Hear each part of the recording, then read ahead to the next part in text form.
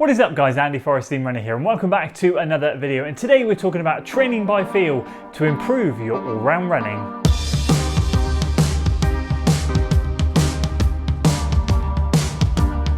So I'm certainly not anti-data. In fact, I do quite enjoy perusing the data that I get from my Garmin and from my heart rate, but I do feel that running by feel is the most powerful tool that us runners can utilize to help us become better and faster all-round runners. And today I want to share with you the top 5 reasons as to why I feel that running by feel has got me into the shape that I'm in and how it can certainly help you during your training. If you're excited for today's video guys, make sure you give it a like, share it with your friends, subscribe to the channel for weekly running content, and let's kickstart. So the first thing that running by feel really teaches us and really homes in on is our breathing, and it's such a crucial thing because so many runners come into the sport, buy all the gizmos and gadgets and start to rely on these heart rate monitors, on these power meters and their watches to tell them what they're doing, when actually they're missing the fundamental, which is learning what your body is trying to tell you. And there's 3 actual key breathing stages that I talk to people about when they're starting their running journey, or they're trying to kind of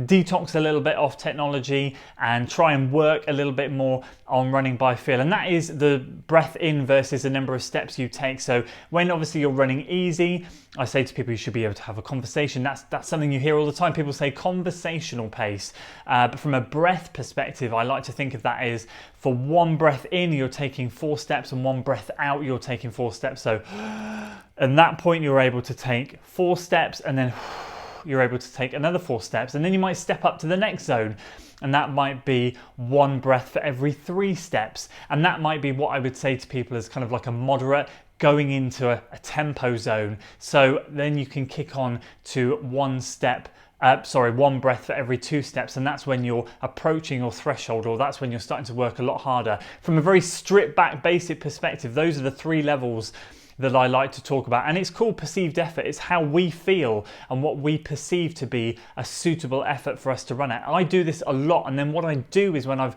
gone out for a run, let's say I've finished a training block, I've run my goal race and I'm coming back in to my running and I'm getting back into a training plan. A great example is my first couple of easy runs. My heart rate's usually way higher than what it normally is as I'm trying to get back into a routine, but I go by perceived effort. I'll go, right, I'm running and I'm breathing and I'm taking 4 steps for every breath in and 4 steps for every breath out. Then I'll go home and I'll check what my heart rate says, and my heart rate might be 5, 6, 7, even 8 beats a minute higher than what it was during my peak training block. But that doesn't matter. That doesn't matter because it's what I feel my body's doing, because I know in 2, 3, 4 weeks down time that heart rate will come down. So those 3 sections of breathing, the 1 breath in for every 4 steps, 1 breath in for every 3 steps, and 1 breath in for every 2 steps. So those are the 3 key zones that I like to try and tell people about. And tip number 2 is to really be able to understand your body during a race. I'm going to give you a great example here, and that is especially if you're training by heart rate. So I keep an eye on my heart rate during my training. I don't particularly use it or follow it, but I will always check it after the run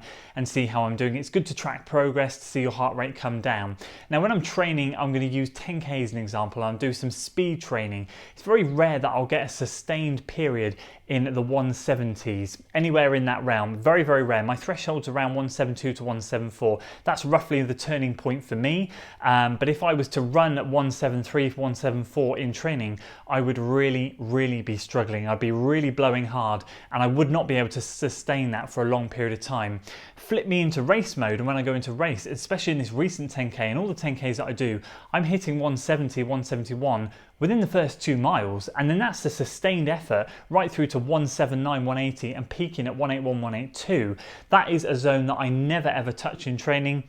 I can't get near, and if I try to, it would be when I'm doing uphill hill reps, and it would feel like my whole world was going to collapse. So the heart rate element of things is so different in training due to racing, because my heart rate's always elevated when I come to race day, adrenaline, nerves, all of that stuff. So it completely goes out the window when it comes to that. And if I saw my heart rate when I was running a race, I panic. I don't even look at it. I don't want to know. I would just absolutely panic, and I think my race was going to pot. But actually, when I dial into my breathing and I understand what I'm doing in a race, I feel really good. I feel like I'm running in the 160s in race mode when I'm in the 10K for the first couple of miles, because I try and keep things nice and calm. And then towards the end, it starts to hurt because my breathing gets heavier. But if I was to look at my heart rate, I'd certainly panic because I think, oh, I'm not touching this heart rate in training. There's no way I'm going to be able to sustain this in a race. Quite the opposite. I can certainly sustain that in a race, I just can't touch it in training. As I said, it completely differs for me due to adrenaline and nerves, and it's something that I should never pay attention to, but running by feel allows me to gauge how I'm feeling during a race. Does this feel comfortable? Does this feel like I can push on? Does this feel like I can surge, or do I need to sit and hold? And that over time becomes such a valuable skill during racing. And tip number 3 is basically it allows you to not panic when technology fails. This happens to me so often. Living in the Forest of Dean where there's a lot of tree coverage, GPS can be really flaky a lot of times. But you learn to not panic. But again, this is a simple case of new runners coming into the sport, or runners that are so fixed on their technology that when their technology fails, their mind goes, they panic, and it's session over, it's run over, it's game over. And it really shouldn't be the case. I've had instances where my GPS goes completely, I lose all pace or signal, I have to just stop the watch and run, or I just let the watch carry on. I get then comments on Strava saying, oh, that workout didn't look too good, those reps looked a little bit slower, or wow, those reps look really quick. And I know deep down, actually, they weren't too slow, they weren't too fast, I was working the same effort. It was just that the tree coverage meant that the GPS went and I wasn't able to get good readings on my watch. But that's okay, because I know deep down what I did, and it doesn't actually matter what the technology says.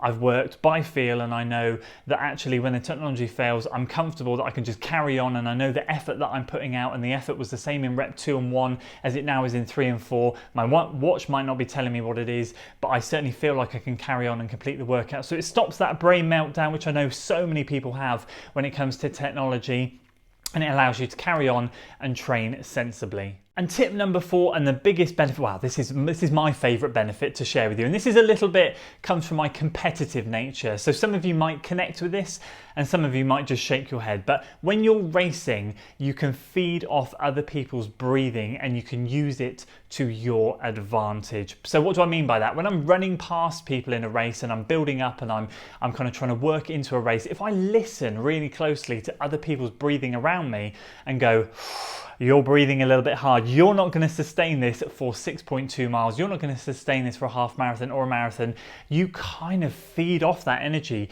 You take that confidence from those runners and you put it into your own system, and you can keep going. And when things start to get tough towards the end, you can kind of flick back and go, well, if they were breathing like that at mile 2 and I'm now breathing at that at mile 5, I can certainly finish off this 10K or this half marathon, whereas those poor people are certainly not going to be able to sustain that effort. So you can kind of feed off other people's breathing. When you know your own body and you know what your breathing signals are, and when you've flipped into different zones and your breathing gets a bit heavier, you can kind of relate that to other people and what they're doing.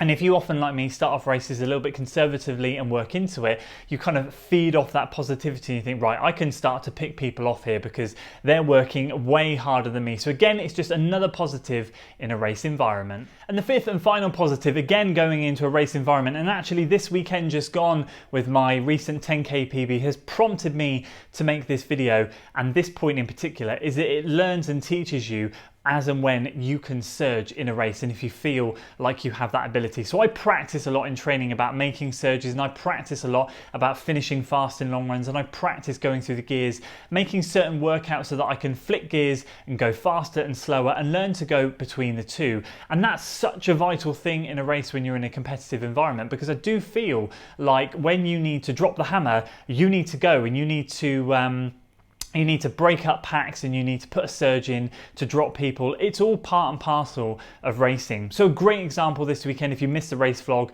was one of my friends, Corey. He absolutely smashed a pack up in front of me. There was a group of 5 of them, and he just completely strung them out because he was running on rocket fuel and he ran an incredible race. And then for me, what that meant was ahead of me, I could see that pack that was there in mile 2 now string out over mile 3 and 4, and it was just a group of runners. And I thought to myself, feeding off people's breathing in the beginning and now seeing that pack string out, that gave me the confidence, knowing my breathing was nice and relatively calm at that stage, to put the hammer down, to drop a surge and to see how many people of these I could take. And I ended up taking all of them and sitting behind one person behind Corey. and finishing in 4th, going from 9th to 4th place over the course of just over a mile. And it's such a big confidence booster. Again, this is all down to running by feel, learning your breathing, learning what works in training, practicing surging without worrying about technology. Technology won't give you this ability. Technology won't teach you to surge. It's only your body that tells you if it feels like it's ready to push or to hold. And this is such a crucial thing when it comes to racing and you are in a competitive environment, because it allows you to take advantage of certain situations like that. So those are my top 5 reasons why I feel training by feel will make you guys better runners, faster runners, and all-round stronger runners. I'd love to hear your thoughts in the comments below. And what I'd love to know is, do you just run by feel? Do you just run by power? Do you just run by heart rate? What's your training methodology and what technology do you use? So from my perspective, I'm definitely a run by feel runner, but I do use heart rate as a backup. I've got into it more. It's good to watch, it's good to read, but I certainly don't utilize it in training. I don't run to specific zones in training.